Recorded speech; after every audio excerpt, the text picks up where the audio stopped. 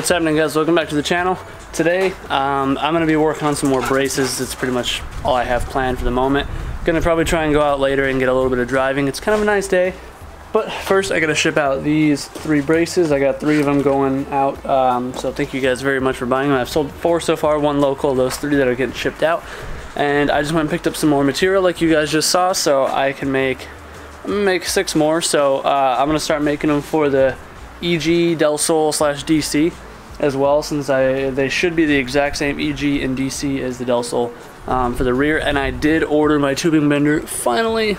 Just a little made me cringe a little bit ordering that, you know, because I was just to get started without anything fancy. Just the tool and the 1 single die was a little just over $700 shipped. So it's kind of a big chance for me right now, obviously being out of my normal 9-to-5 life right now, working for myself.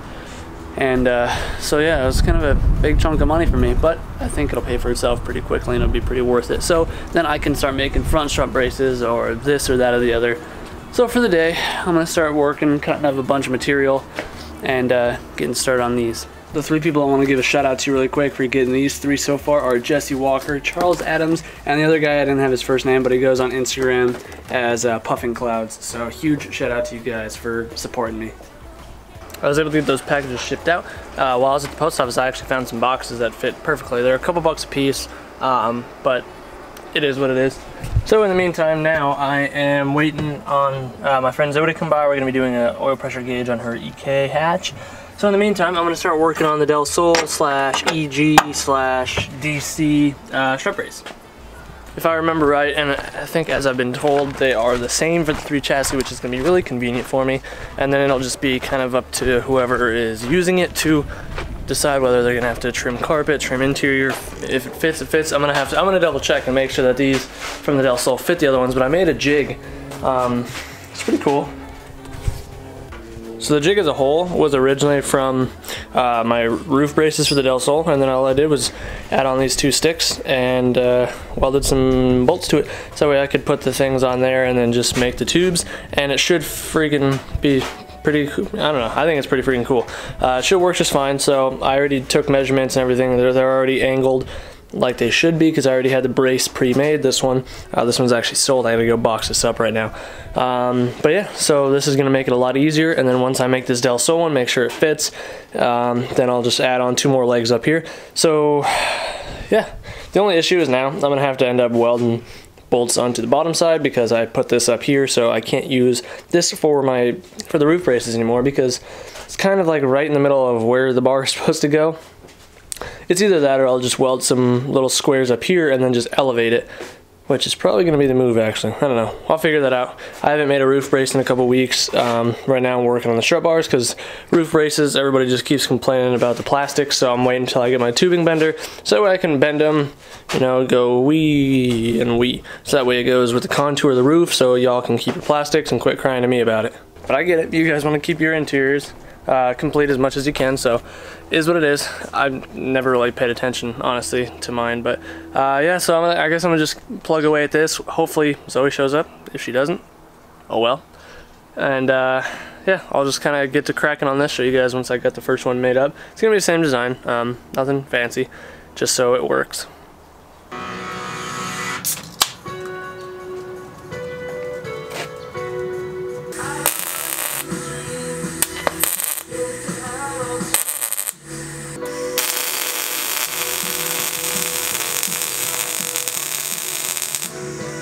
You know how you know you're getting older is when you bend down and your knee pops so bad it feels like you tore your ACL.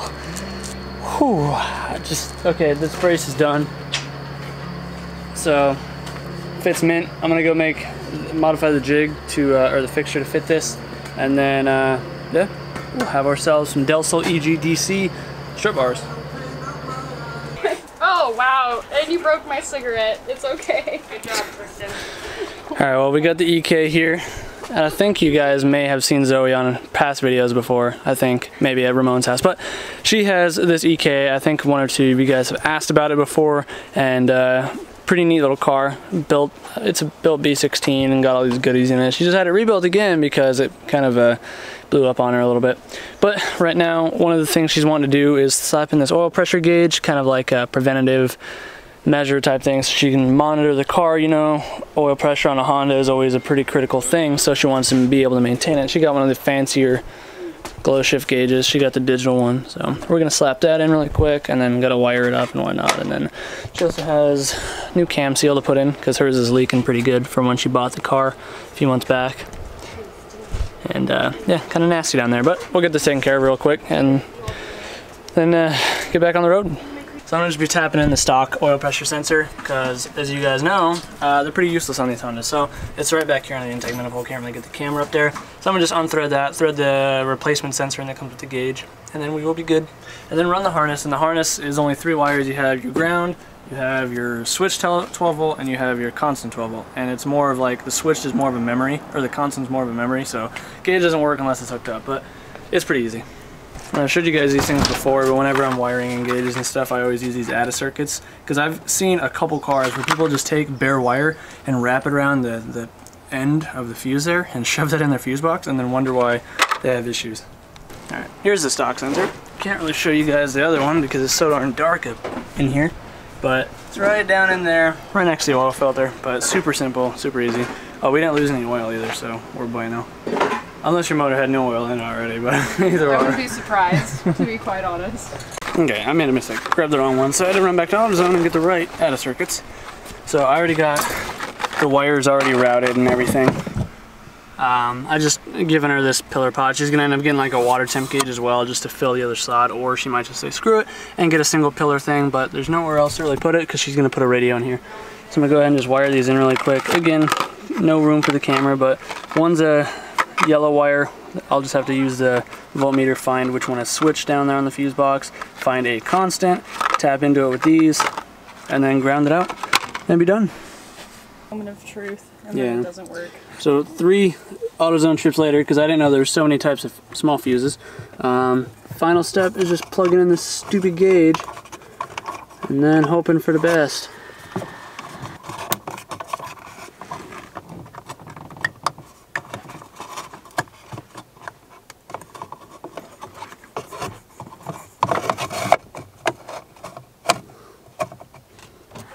Yeah, here we go.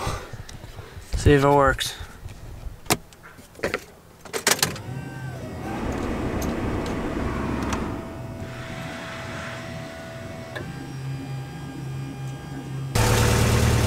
It do be working. Only took 3 fuse attempts. And oil pressure sensor seems to be pretty dry so far down there. Still can't even see it, but sure, take my word for it, it's dry. And then we're just gonna do the cam seal right here really quick too, and then that should be pretty much it.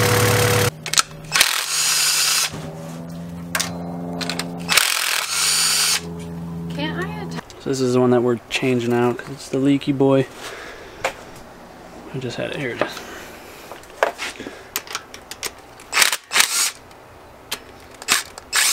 Well, that wasn't even tight.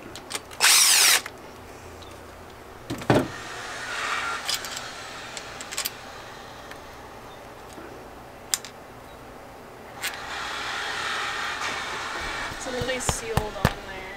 There you go. Just gotta take That's very hot. Hot, hot, hot.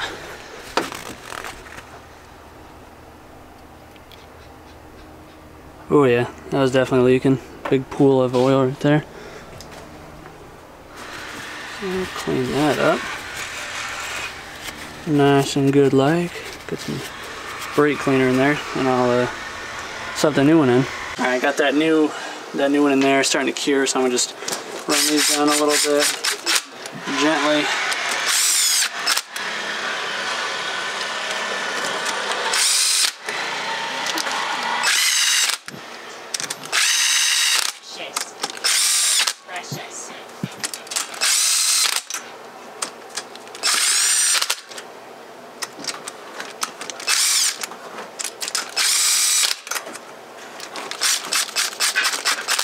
And go through and torque them real quick. I think these ones I was reading really right away just go to 20 pounds, and the 10 mil bolts go to like 7, which is wrist height. This one's a little bit of a concern though. It is like a hair too short. It's definitely not an OEM bolt, so I kind of just snugged it up. silicone's starting to ooze out, so I'm gonna just call it good, and I'm gonna have to pull the header off because I'm gonna weld that shut anyway. She's got an exhaust leak. So give that time to cure. We're gonna pull the header off, go get some food, and then by the time I'm done welding it, it should be good enough for her to drive home. But just torque these down real quick and then finish up.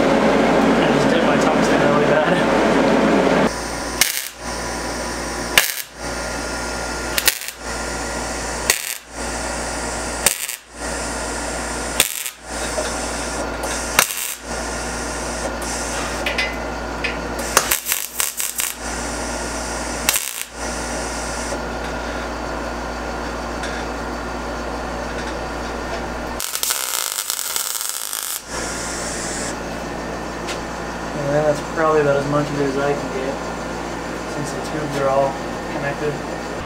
So Zoe's car is all finished up now. Everything's good on it, not leaking any oil. She's got to work on oil pressure gauge. She decided she's going to get a wideband to keep track of that because her car does have a tune on it. So, you know, that's always a good precautionary. But yeah, so her car's all good. I don't have anything else to throw at you guys for this video. I'm just trying to knock out some more braces. I got this one done up. So I just finished cutting material for another. I'm about to start welding it up. So yeah, if you guys want to pick up a brace, hit me up on Instagram at ChrisSadowski. And once I make enough of them, I'll probably start throwing them on the Big Hotel page. That way it's easier to keep track of, and easier to, like, for you guys to give me your addresses and stuff like that when you order, because it's a little bit of a mix-up trying to do it through Instagram, but it's the easiest way at the moment. So if you guys enjoyed the video, please be sure to let me know in the comments down below. If you're new to the channel, hopefully you've considered subscribing. Next couple of videos should be kind of cool. We're doing some work on Superior Custom Garage's Civic, and then the Debbie Garage meet. So be on the lookout for those. Anyways, guys, do what you love, forget about the rest. I'll see you in the next one. Peace out.